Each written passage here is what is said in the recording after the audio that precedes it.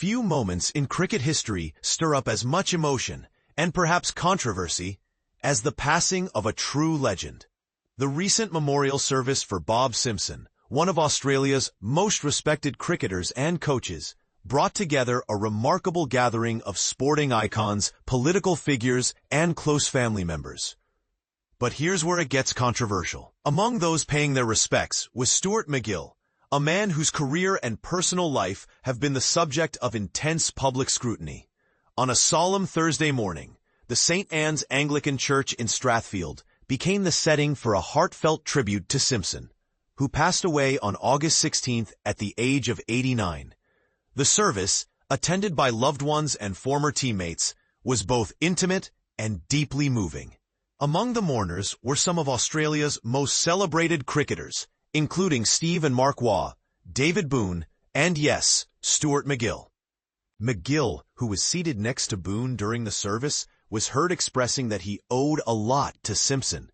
This statement carries weight, especially given MacGill's complicated past. Earlier this year, he narrowly avoided jail after being involved in a case related to the distribution of a large quantity of cocaine. His presence at the funeral raised eyebrows and sparked debate, with some questioning whether it was appropriate for someone in his position to be honored at such a high-profile event. Also in attendance was former Prime Minister John Howard, a lifelong cricket enthusiast, and Mike Baird, the current chair of Cricket Australia and former NSW Premier. Their presence underscored Simpson's influence beyond the cricket field.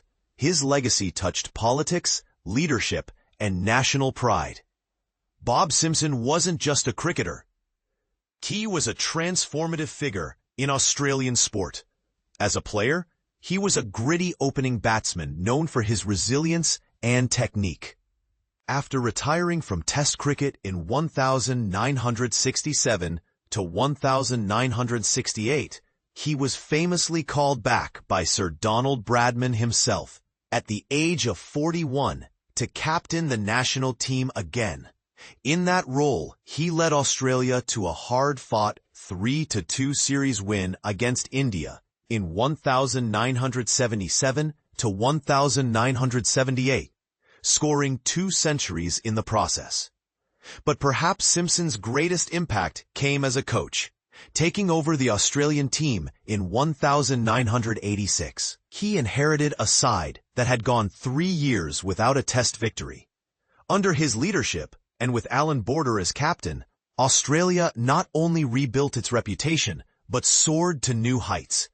They shocked the cricketing world by winning the 1987 World Cup as underdogs, and then dominated England in the 1989 Ashes series, winning 4-0. That series silenced critics, who had labeled the team as one of the weakest ever to tour England. From that point on, Australia went on an unprecedented run, winning 8 consecutive Ashes series. Steve Waugh, who was mentored by Simpson early in his Test career, credited the coach with saving his career. Waugh described Simpson's coaching style as tough love. No room for excuses, only results. It was embrace and enjoy, or disregard and perish, he said.